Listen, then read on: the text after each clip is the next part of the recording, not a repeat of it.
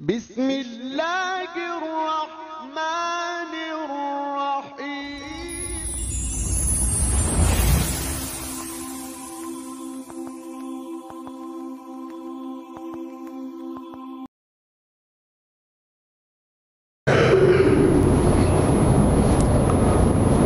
إن الحمد لله نحمده ونستعينه ونستغفره ونؤمن به ونتوكل عليه ونعوذ بالله من شرور أنفسنا ومن سيئات أعمالنا من يهده الله فلا مضل له ومن يضلله فلا هادي له وأشهد أن لا إله إلا الله وأشهد أن محمدا عبده ورسوله يا أيها الذين آمنوا اتقوا الله حق تقاته ولا تموتن إلا وأنتم مسلمون يا أيها الناس اتقوا ربكم الذي خلقكم من نفس واحدة وخلق منها زوجها وبث منهما رجالا كثيرا ونساء واتقوا الله الذي تساءلون به والأرحام إن الله كان عليكم رقيبا يا أيها الذين آمنوا اتقوا الله وقولوا قولا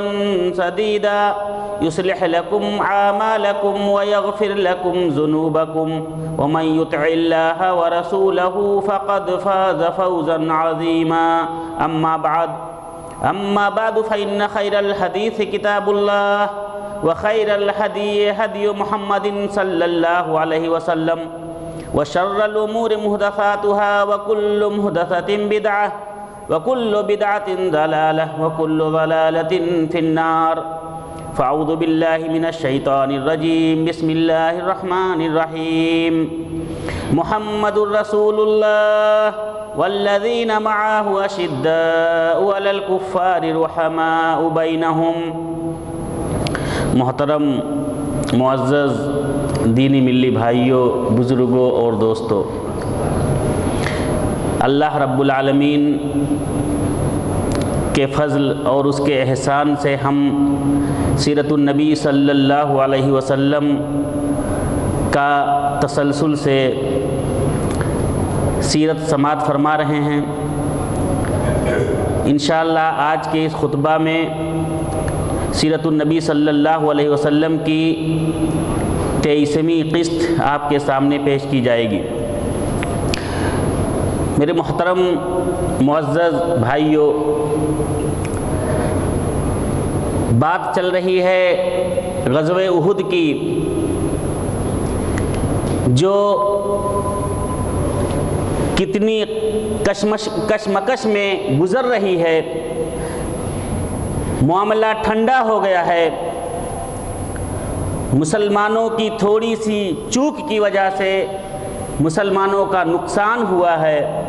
اللہ کے رسول صلی اللہ علیہ وسلم احد پہاڑی کے گھاٹی پہ تشریف فرما ہیں، کچھ صحابی آپ کے ارد گرد موجود ہیں،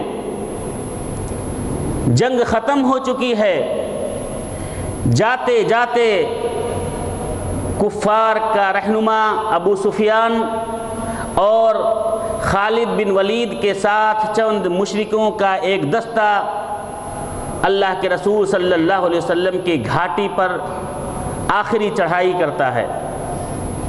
اللہ کے نبی صلی اللہ علیہ وسلم نے جب دیکھا کہ دشمنوں کی یہ جماعت پھر سے چڑھائی کر رہی ہے، اللہ کے رسول صلی اللہ علیہ وسلم نے اللہ رب العالمین سے دعا کیا، اللہم انہو لا ينبغی ان یعلونا، اے اللہ تو ان لوگوں کو ہم سے اونچا مت چڑھنے دینا۔ حضرت عمر فاروق رضی اللہ تعالیٰ عنہ موجود ہیں، ان کے ساتھ چند صحابہ موجود ہیں، انہوں نے مشرکوں کو پیچھے ڈھکیلنا شروع کیا۔ اللہ کے رسول صلی اللہ علیہ وسلم نے سعد بن وقاص رضی اللہ تعالیٰ عنہ کو حکم دیا کہ ارمی یا سعد، اے سعد تیر چلاؤ، اجنبہم یا سعد، سعد ان کے حوصلے کو پست کرو، ارددہم ان کو پیچھے ڈھکیلو۔ اللہ کے رسول صلی اللہ علیہ وسلم نے 3 بار یہ آواز دیا سعد بن وقاص رضی اللہ تعالیٰ عنہ کہتے ہیں کہ کیف اجنبہم یا رسول اللہ انا وحدی، کہ اے اللہ کے رسول میں اکیلا ہوں، کیسے ان کے حوصلے پست کر سکتا ہوں۔ اللہ کے رسول صلی اللہ علیہ وسلم نے جب 3 بار سعد بن ابی وقاص کو حکم دیا تو سعد بن ابی وقاص رضی اللہ تعالیٰ عنہ کہتے ہیں کہ میں نے نبی کریم صلی اللہ علیہ وسلم کے اصرار پر ترکش سے تیر نکالا، وہ تیر ایک مشرک کے اوپر لگتا ہے، مشرک وہیں پر ڈھیر ہو جاتا ہے۔ کہتے ہیں جب میں نے یہ دیکھا تو وہ تیر پھر سے جا کر میں اپنے تیر کو پہچانتا تھا، اسی تیر کو پھر سے نکالا اس مشرک کے جسم سے اور اسی تیر سے دوسرے مشرک پر حملہ کیا، وہ دوسرا بھی ڈھیر ہو گیا۔ پھر کہتے ہیں میں اپنے تیر کو پہچانتا تھا، پھر جا کر اس تیر کو پھر سے اٹھایا اور تیسرے مشرک پر نشانہ لگایا، تیسرا بھی ڈھیر ہو گیا۔ کہتے ہیں میں نے اس تیر کی برکت کی وجہ سے میں نے اس تیر کو اپنے پاس رکھ لیا اور آخری عمر تک یہ تیر سعد بن ابی وقاص رضی اللہ تعالیٰ عنہ کے پاس موجود تھی۔ اس کے بعد ان کے اولاد نے اس تیر کو سنبھال کر رکھا۔ یہاں سے جب مشرکین کی ہمت پست ہوتی ہے، پیچھے ہٹتے ہیں، تو ادھر کچھ مشرک اور مشرک عورتیں شہیدوں کا مسئلہ کرنے میں لگ جاتی ہیں، شہیدوں کے مسئلے میں مشغول ہو جاتی ہیں، شہیدوں کے ناک، کان، ہاتھ، پیر کاٹنے لگتی ہیں، ان کے شرمگاہوں کو کاٹنے لگتی ہیں، ان کے پیٹ کو چیرنے لگتی ہیں، کلیجے اور پھیپھڑے کو نکال کر کچھ تو پازیب کچھ تو گلے کا ہار بناتی ہیں۔ اور ان تمام عورتوں میں پیش پیش ابو سفیان کی بیوی ہند بنت عتبہ بھی موجود تھیں۔ میرے بھائیوں، اللہ کے رسول صلی اللہ علیہ وسلم کے شہیدوں کے ساتھ ایک طرف یہ ہو رہا تھا، دوسری طرف مسلمانوں کا جوش ٹھنڈا نہیں پڑا تھا، آخری دم تک یہ لڑنے کے لیے، مر مٹنے کے لیے تیار تھی۔ کعب بن مالک رضی اللہ تعالیٰ عنہ حدیث کے راوی ہیں، حدیث صحیح بخاری کی ہے، کہتے ہیں کہ میں زخمیوں کے ارد گرد گھوم رہا تھا، دیکھ رہا تھا کہ کسی کی کچھ حالت بہتر ہو تو اس کا کچھ حالت بہتر کیا جا سکے۔ اتنے میں دیکھتے دیکھتے ایک مشرک کو دیکھا جو لمبا تڑنگا زرہ میں ملبوس مسلمانوں کے شہیدوں کے ساتھ دوڑ رہا ہے، چل رہا ہے، ان کے بیچ میں گھوم رہا ہے اور کہتا ہے اکڑ اکڑ کر کہ آج ہم نے ان لوگوں کا حال بھیڑ بکریوں کی طرح کیا ہے، بھیڑ بکریوں کی طرح کاٹ کر رکھ دیا ہے، تکبر میں اٹھلاتا ہوا چل رہا ہے۔ کعب بن مالک رضی اللہ تعالیٰ عنہ کہتے ہیں کہ میں نے دیکھا کہ اس آدمی کو اور ادھر سے مسلموں میں سے ایک آدمی کو جو زرہ پوش تھا، چہرہ دکھائی نہیں دے رہا تھا، لیکن قد و قامت میں یہ مشرک اس سے کہیں زیادہ تھا۔ دیکھتے ہی دیکھتے وہ آدمی آیا اس کافر کے پاس اور ایسی تلوار ماری کہ اس مشرک کا جسم 2 ٹکڑا ہو گیا۔ کعب بن مالک رضی اللہ تعالیٰ عنہ کہتے ہیں میں یہ تماشا دیکھ رہا تھا، جب وہ مشرک مر جاتا ہے تو مسلمان اپنا چہرہ ہٹاتے ہیں اور کہتے ہیں وہ کعب کیسی رہی، کیسی لگی آپ کو؟ میں ابو دجانہ ہوں۔ میرے محترم بھائیوں، اس کے بعد مسلمانوں کی جو خواتین تھیں ان کے اندر بھی ہمت و ولولہ کم نہیں ہوا تھا۔ انس بن مالک رضی اللہ تعالیٰ عنہ کہتے ہیں کہ میں نے دیکھا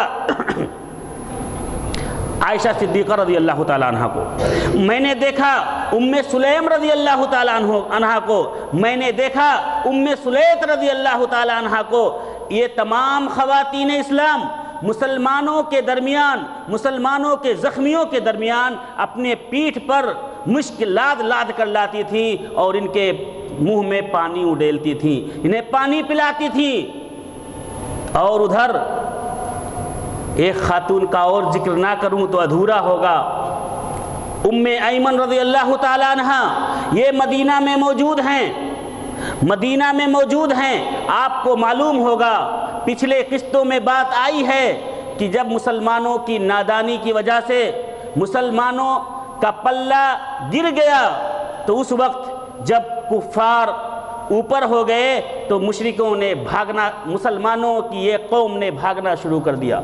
یہ لوگ جب بھاگ کر مدینہ پہنچے، ام ایمن نے اپنے ہاتھ میں مٹی لے لے کر ان کے چہرے پر پھینکنے لگی اور کہتی جاتی تھی، یہ لو سوت کاٹنے والا تکلا لے لو اور تلوار ہمیں دے دو۔ اس کی مثال ایسے ہی ہے جیسے کہ چوڑی پہن لو اور تلوار ہمیں دے دو۔ کہتی ہیں، چلاتے ہوئے میدان کارزار میں پہنچتی ہیں، اور جب اللہ کے رسول صلی اللہ علیہ وسلم شہیدوں کے ساتھ، زخمیوں کے ساتھ ہیں، انہیں وہ پانی پلانے لگتی ہیں۔ ایک مشرک جس کا نام حبان بن ارقا تھا، اس نے تیر چلایا اور اللہ کی اس بندی کو وہ تیر لگا، یہ گر جاتی ہیں، ان کا کپڑا تھوڑا اوپر اٹھ جاتا ہے۔ اس پر اس مشرک نے، اللہ کے دشمن نے ہنسنا شروع کیا، بہکہا لگانا شروع کیا۔ اللہ کے رسول صلی اللہ علیہ وسلم کو یہ بات ناگوار گزری، بہت بری لگی۔ اللہ کے رسول صلی اللہ علیہ وسلم نے ایک تیر دیا سعد بن ابی وقاص رضی اللہ تعالیٰ عنہ کو، کہا ابو سعد یہ تیر حبان کو مارو۔ سعد بن ابی وقاص رضی اللہ تعالیٰ عنہ کہتے ہیں، وہ بغیر نوک کا تیر تھا، میں نے اس تیر سے حبان کو وار کیا، وہ تیر حبان کے حلق میں لگی اور وہ اس طرح سے گرا کہ پورا جسم اس کا ننگا ہو گیا۔ اللہ کے رسول صلی اللہ علیہ وسلم اتنے زور سے ہنسے کہ آپ کے جبڑے کا دانت دکھائی دینے لگا، اور اللہ کے نبی صلی اللہ علیہ وسلم نے کہا کہ اے سعد، آج تم نے ام ایمن کا بدلہ چکا لیا، اللہ رب العالمین تمہاری دعا قبول کرے۔ یہ اللہ کے رسول صلی اللہ علیہ وسلم نے سعد بن ابی وقاص کو دعا دیا۔ اور میرے بھائیوں، یاد رکھیے کہ پورے صحابہ میں صرف سعد بن ابی وقاص رضی اللہ تعالیٰ عنہ ایسے صحابی ہیں جو مستجاب الدعوات تھے، جن کی دعا قبول ہوتی تھی۔ وہ سبب یہ غزوہ احد کا یہ موقع تھا جب اللہ کے رسول صلی اللہ علیہ وسلم نے ان کے حق میں دعا کیا تھا کہ اللہ تمہاری دعا قبول کرے۔ کچھ بھی دعا کرتے تھے اللہ رب العالمین قبول کر لیتا تھا۔ میرے محترم بھائیوں، اس کے بعد اللہ کے رسول صلی اللہ علیہ وسلم زخموں سے لاچار ہیں، خون بہہ رہا ہے۔ حضرت علی رضی اللہ تعالیٰ عنہ جاتے ہیں، پانی لے کر آتے ہیں۔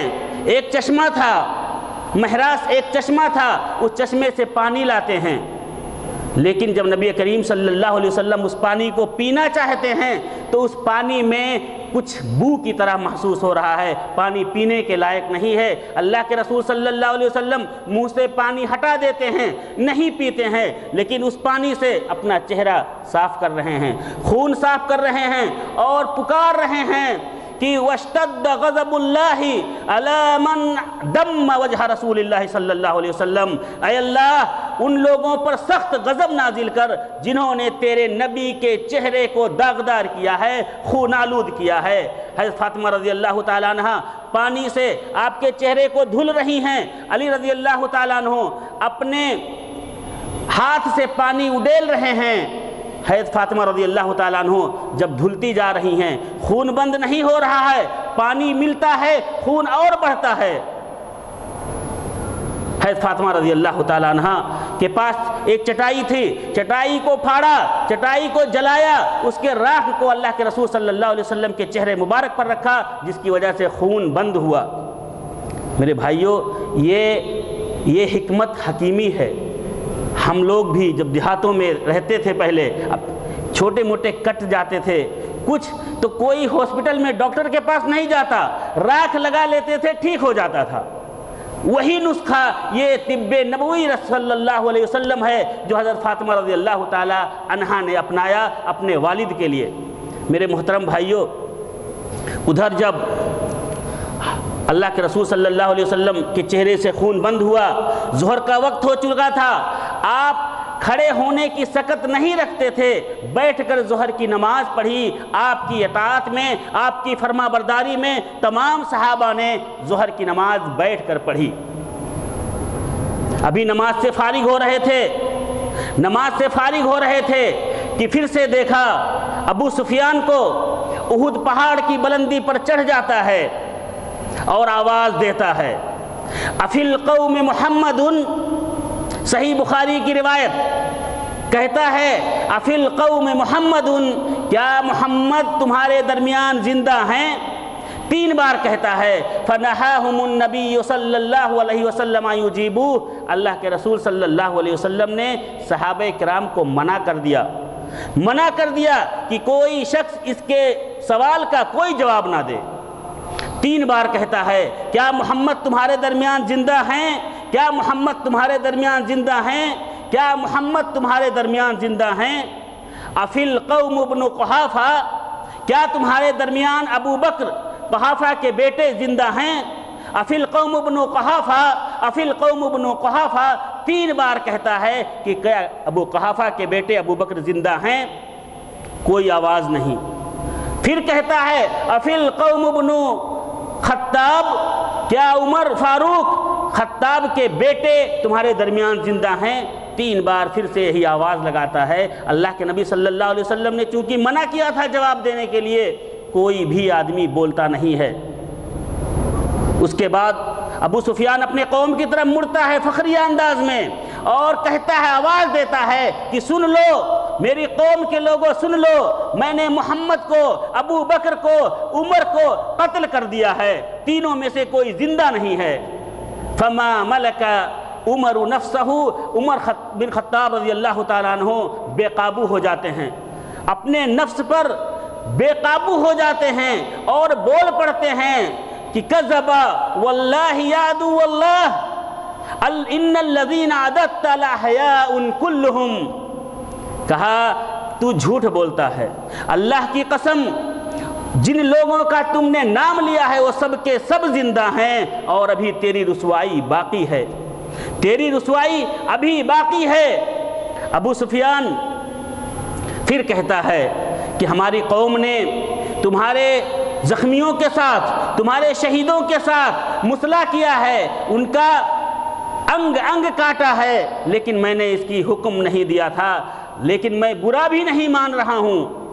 اور کہتا ہے کہ آل حبل آل حبل، نعرہ لگاتا ہے کہ حبل کی جے ہو، حبل کی جے ہو، حبل بھگوان کی جے ہو، حبل بھگوان کی جے ہو۔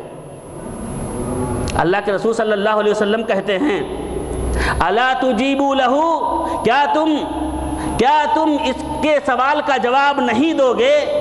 قالوا ما نقول یا رسول اللہ، لوگ کہتے ہیں صحابہ کرام اے اللہ کے حبیب ہم کیا جواب دیں، اس کا کیا جواب دیں؟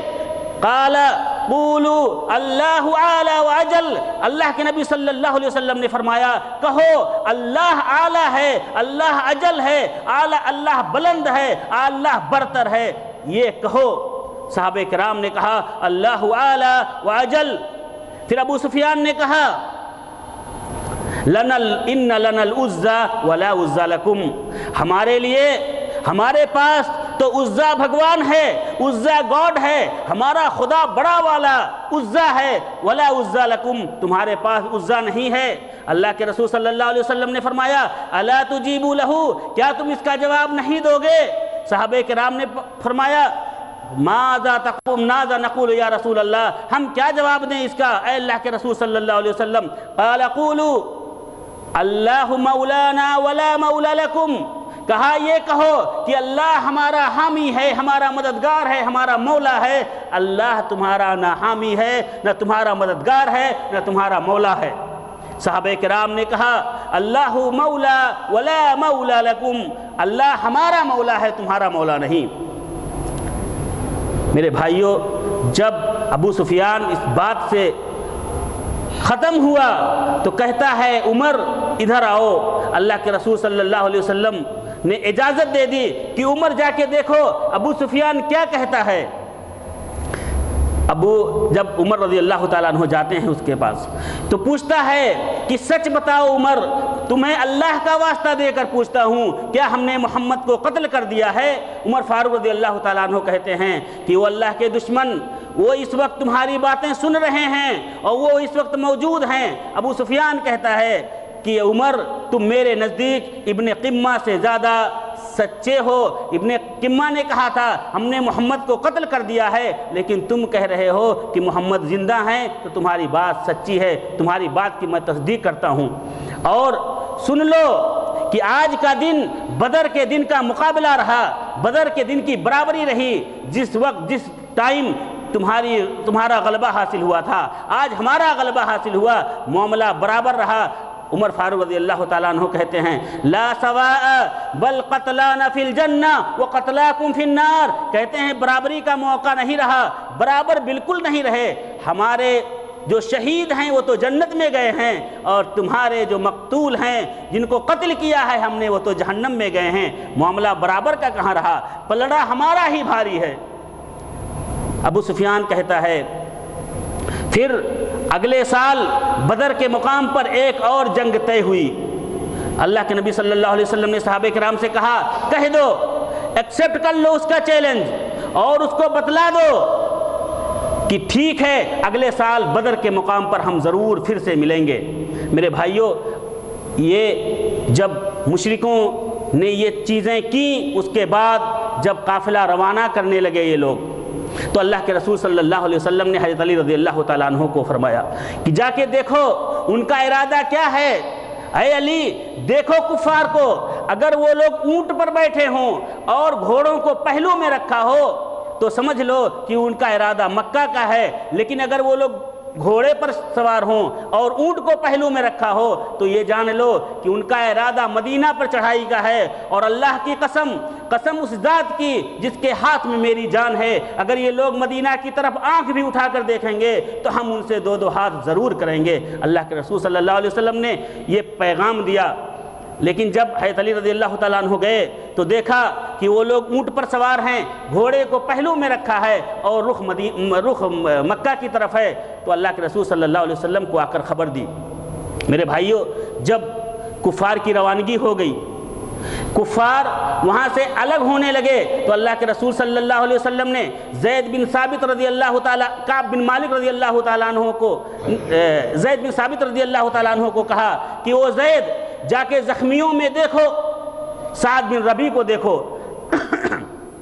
سعد بن ربیع کو دیکھو کیا حال ہے، اور اگر تم انہیں پاؤ اس حالت میں تو ان سے میرا سلام عرض کرنا اور پوچھنا کہ وہ کیا محسوس کر رہے ہیں، کیسا محسوس کر رہے ہیں۔ زید بن ثابت رضی اللہ تعالیٰ عنہ کہتے ہیں میں زخمیوں کے درمیان دوڑنے لگا، گھومنے لگا، میں نے دیکھا سعد بن ربیع رضی اللہ تعالیٰ عنہ کی زندگی کی آخری رمق باقی ہے، میں ان کے ہاں پہنچتا ہوں، دیکھتا ہوں کہ ابھی سانسیں چل رہی ہیں، میں نے ان کو اللہ کے رسول صلی اللہ علیہ وسلم کا سلام عرض کیا، کہا کہ اے سعد، اللہ کے رسول صلی اللہ علیہ وسلم نے آپ کو سلام عرض کیا ہے اور پوچھا ہے کہ آپ اس وقت کیا محسوس کر رہے ہو۔ سعد بن ربیع رضی اللہ تعالیٰ عنہ کہتے ہیں کہ آپ بھی میرا سلام اللہ کے رسول صلی اللہ علیہ وسلم کو عرض کرنا، وَقُلْ لَهُ أَجِدُ رِيحَ الْجَنَّةِ یا رسول اللہ، اور اللہ کے رسول صلی اللہ علیہ وسلم کو یہ خبر دینا کہ میں اس وقت جنت کی خوشبو لے رہا ہوں، جنت کے باغات میں گھوم رہا ہوں، اور جا کے میرے قوم انصار سے کہنا کہ اللہ کی قسم اگر ان کی وہ صرف اور صرف پلک جھپک رہی ہے، اتنی بھی طاقت اگر ان کے اندر ہے، اور اللہ کے رسول صلی اللہ علیہ وسلم تک دشمن اگر پہنچ جاتا ہے تو وہ اللہ کے یہاں معافی کے قابل نہیں ہوں گے، اللہ کے یہاں ان کا کوئی عذر نہ چلے گا۔ اتنا کہتے ہوئے ان کی جان پرواز کر جاتی ہے، انا للہ و انا الیہ راجعون۔ پھر میرے بھائیوں، انہی زخمیوں میں 3 لوگوں کو کا میں مختصر آپ کو بتلاؤں گا۔ 3 قسم کے لوگ ایسے تھے۔ ایک شخص جس کا نام اسیرم تھا، جن کو عمرو بن ثابت کہا جاتا ہے، یہ صحابہ کرام کی ہسٹری میں، صحابہ کرام کی زندگی میں سب سے کم وقت صحابیت کا درجہ حاصل کرنے والے یہ صحابی ہیں اسیرم۔ سب سے چھوٹی عمر پائی، صحابیت کی زندگی کی سب سے چھوٹی عمر پائی اسیرم نے۔ یاد رکھیے آپ، اس احد میں اسی دن ایمان لائے اور اسی دن شہید ہو گئے۔ جب صحابہ کرام ان کے پاس پہنچتے ہیں، کہتے ہیں اے اسیرم، ہم نے تو بہت کوشش کی آپ کے پاس اسلام پیش کرنے کی، لیکن آپ نے اسلام کو قبول نہیں کیا، ہمیشہ اسلام کو دھتکارتے رہے آپ، آج یہاں کیا حالت ہے، آج یہاں کیسے پہنچے ہو؟ اسیرم نے کہا کہ کہ یہ صحیح بات ہے، تم لوگ اسلام کی دعوت دیتے تھے، اللہ اور اس کے رسول پر ایمان کی دعوت دیتے تھے، اور میں اس کو خارج کر دیتا تھا، اس کو قبول نہیں کرتا تھا، لیکن آج اللہ کی قسم میں اللہ اور اس کے رسول پر ایمان لایا ہوں، اس کے لیے اس جنگ میں آیا ہوں، اور آپ حالت میری دیکھ رہے ہو۔ اللہ کے رسول صلی اللہ علیہ وسلم نے جب ان کی یہ بات سنی تو اللہ کے رسول صلی اللہ علیہ وسلم نے فرمایا کہ اسیرم جنتی ہے۔ ابو ہریرہ رضی اللہ تعالیٰ عنہ کہتے ہیں کہ وَلَمْ يُصَلِّ لِلَّهِ صَلَاةً قَطُّ، اسیرم نے اللہ کے لیے ایک نماز بھی نہیں پڑھی تھی، نماز کا وقت ہی نہیں آیا تھا، اسلام لائے، شہید ہوئے، جنتی بن گئے، ایک وقت کی بھی نماز نہیں پڑھی تھی انہوں نے۔ اور انہی کی مخالفت میں ایک اور دیکھیے، قزمان آپ نے نام سنا ہے پہلے، جس نے بہادری کے ساتھ جنگ کی تھی، کفار کی بولتی بند کر دی تھی، ان کے علم برداروں کو تقریباً 7 یا 8 لوگوں کو اس نے قتل کیا تھا، زخموں سے چور ہے، لوگ اس کو اٹھا کر بنو ظفر کے باغ میں لے جاتے ہیں، بنو ظفر کے باغ میں لے جاتے ہیں، پوچھتے ہیں اس سے، اس کو خوشخبری دیتے ہیں مسلمانوں کی حالت کی، مسلمانوں کی فتح کی خوشخبری دیتے ہیں، وہ کہتا ہے مجھے مسلمانوں سے کوئی مطلب نہیں، میں تو اس جنگ میں صرف اپنی قوم کی بلندی کے لیے آیا تھا، اپنے قوم کے لیے لڑنے آیا تھا، اسلام کے لیے لڑنے نہیں آیا تھا، اسلام ہارتا جیتتا اس سے مجھے کوئی مطلب نہیں۔ اور یہ کہتا ہوا دم توڑ دیتا ہے، اور دم کیسے توڑتا ہے؟ تکلیف اس کو اتنی تھی کہ تکلیف کی تاب نہ لا کر اپنی تلوار سے خود کو ذبح کر لیا۔ اللہ کے رسول صلی اللہ علیہ وسلم نے کہا کہ یہ قزمان جہنمی ہے۔ میرے بھائیوں، ایک تیسرا وہ یہودی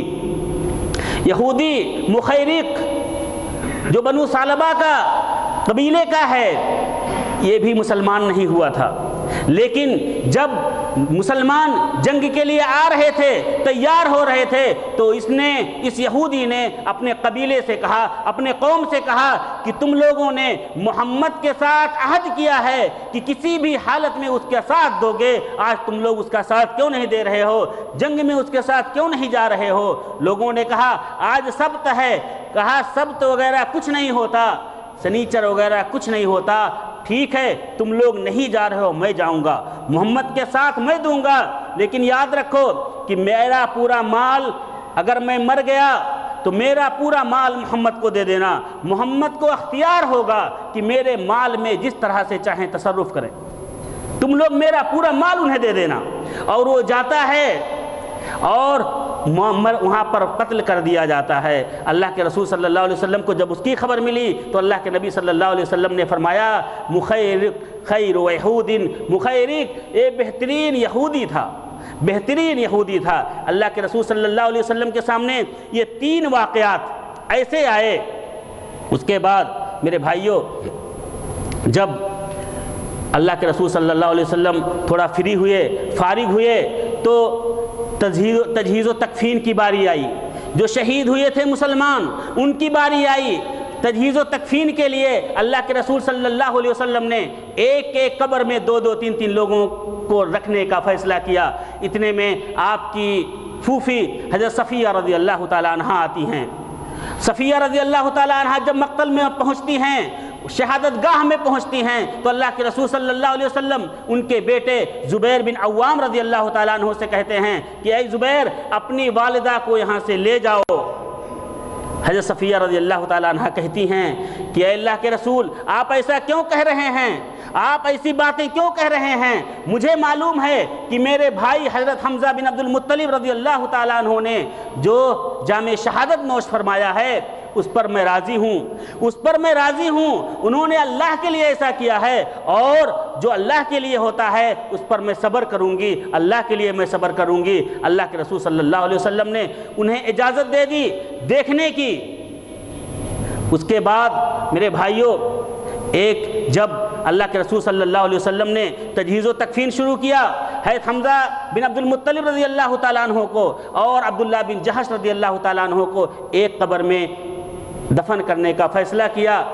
حضرت حمزہ رضی اللہ تعالیٰ عنہ کو جو کفن دیا جا رہا ہے، ایک دھاری دار چادر ہے، اور وہ چادر ایسی ہے کہ جب سر ڈھکا جا رہا ہے تو پیر کھل جاتا ہے اور پیر ڈھکا جا رہا ہے تو سر کھل جاتا ہے۔ یہ حضرت حمزہ رضی اللہ تعالیٰ عنہ کے ساتھ ہو رہا ہے۔ اللہ کے نبی صلی اللہ علیہ وسلم نے فرمایا کہ ٹھیک ہے، ان کا سر ڈھک دو، ان کے پیر پر ازخر گھاس ڈال دو، ازخر گھاس سے وہ ڈھک دو۔ ازخر ایک قسم کا گھاس ہوتا ہے جو انڈیا وغیرہ میں موج کی طرح سے ایک پودا ہوتا ہے جس کو رکھتے ہیں، تو ازخر کے ساتھ ان کو رکھا گیا۔ اللہ کے رسول کہ دیکھو کہ ان دونوں میں سے جو دو لوگوں رہے ہو، ان میں سے جو شخص قرآن کا زیادہ پڑھنے والا تھا اس کو پہلے رکھو، اور میں قیامت کے دن ان کے لیے گواہی دوں گا۔ میرے بھائیوں، اللہ کے رسول صلی اللہ علیہ وسلم جب تجہیز و تکفین سے فارغ ہوئے تو صحابہ کرام کو جمع کیا، کہا سب بندی کر لو۔ صحابہ کرام جمع ہو گئے۔ اللہ کے نبی صلی اللہ علیہ وسلم نے ان کے حق میں دعائیں کی، مومنوں کے حق میں دعائیں کی، گریہ وزاری کی، پورے مسلمانوں کے لیے دعائیں کی۔ لمبی چوڑی دعاؤں کے بعد جب اللہ کے رسول صلی اللہ علیہ وسلم وہاں سے مڑے مدینہ کی طرف چلے، دوڑتے ہوئے راستے میں حمنہ بنت جہش رضی اللہ تعالیٰ عنہ ملتی ہیں۔ حمنہ بنت جہش یہ عبداللہ بن جہش کے بہن ہیں۔ جب انہیں بتایا جاتا ہے کہ آپ کے والد کا انتقال ہو گیا ہے، آپ کے بھائی کا انتقال ہو گیا ہے، اور کہتی ہیں کہ انا للہ و انا الیہ راجعون، اللہ رب العالمین ان کی مغفرت فرمائے۔ پھر انہیں بتلایا جاتا ہے کہ آپ کے شوہر مصعب بن عمیر رضی اللہ تعالیٰ عنہ کا انتقال ہو گیا ہے۔ اس پر وہ زار و قطار رونے لگتی ہیں، چیخیں مار مار کر رونے لگتی ہیں۔ اللہ کے رسول صلی اللہ علیہ وسلم کہتے ہیں کہ شوہر کا اپنی بیوی کی زندگی میں ایک خاصا مقام رکھتا ہے، شوہر کا ایک خاصا مقام ہوتا ہے اس کی بیوی کی زندگی میں، اس لیے یہ رو رہی ہیں۔ اور آگے بڑھتے ہیں، بنو دینار کی ایک خاتون ملتی ہیں، ان سے بتلایا جاتا ہے، ان کو پیغام دیا جاتا ہے کہ تمہارے بھائی کا انتقال ہو گیا ہے۔ کہتی ہیں انا للہ و انا الیہ راجعون، اللہ رب العالمین ان کی مغفرت کرے۔ بتایا جاتا ہے تمہارے والد کا انتقال ہو گیا ہے، کہتی ہیں انا للہ و انا الیہ راجعون، اللہ رب العالمین ان کی مغفرت کرے۔ بتلایا جاتا ہے کہ تمہارے شوہر کا انتقال ہو گیا ہے، کہتی ہیں انا للہ و انا الیہ راجعون، اللہ رب العالمین ان کی مغفرت کرے۔ کہتی ہیں آپ یہ بتلاؤ ہمارے حبیب محمد صلی اللہ علیہ وسلم کیسے ہیں، ان کی حالت کیا ہے، یہ بتلاؤ۔ صحابہ کرام کہتے ہیں کہ اے ام فلاں، نبی کریم صلی اللہ علیہ وسلم کی حالت ویسی ہے جیسی تم چاہتی ہو، اللہ کے رسول صلی اللہ علیہ وسلم زندہ ہیں، باحیات ہیں۔ کہتی ہیں مجھے بتلاؤ کہاں ہیں۔ صحابہ کرام اشارہ کرتے ہیں کہ وہ دیکھو اللہ کے نبی صلی اللہ علیہ وسلم وہاں ہیں۔ جب اللہ کے نبی صلی اللہ علیہ وسلم کو وہ دیکھتی ہیں تو کہتی ہیں کل مصیبت جلل یا رسول اللہ، اے اللہ کے نبی آپ کے بعد تمام کی تمام مصیبتیں ہیچ ہیں، کوئی بھی مصیبت آ جائے زندگی میں تمام کی تمام مصیبتیں کوئی معنی نہیں رکھتی، بس آپ کی زندگی ہونی چاہیے، آپ کی سلامتی ہونی چاہیے۔ میرے محترم بھائیوں، صحابہ کرام کی یہ حالت تھی۔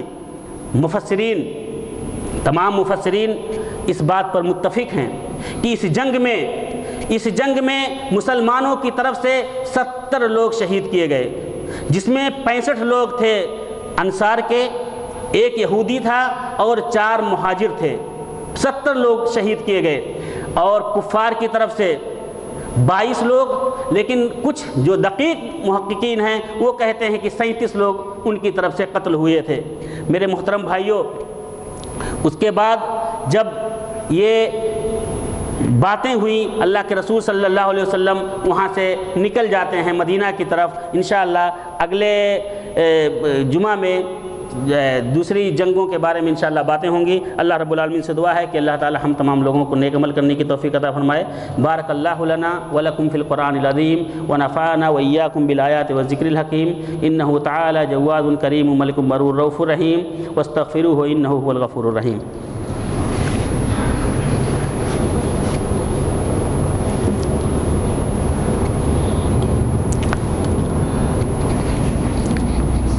إن الحمد لله نحمده ونستعينه ونستغفره ونؤمن به ونتوكل عليه ونعوذ بالله من شرور أنفسنا ومن سيئات أعمالنا من يهده الله فلا مضل له ومن يضلل فلا هادي له وأشهد أن لا إله إلا الله وأشهد أن محمدا عبده ورسوله أما بعد فإن خير الحديث كتاب الله وخير الهدي هدي محمد صلى الله عليه وسلم وشر الأمور محدثاتها وكل محدثة بدعة وكل بدعة ضلالة وكل ضلالة في النار فأعوذ بالله من الشيطان الرجيم بسم الله الرحمن الرحيم إن الله وملائكته يصلون على النبي يا أيها الذين آمنوا صلوا عليه وسلموا تسليما اللهم صل على محمد وعلى آل محمد كما صليت على إبراهيم وعلى آل إبراهيم إنك حميد مجيد اللهم بارك على محمد وعلى آل محمد كما باركت على إبراهيم وعلى آل إبراهيم إنك حميد مجيد۔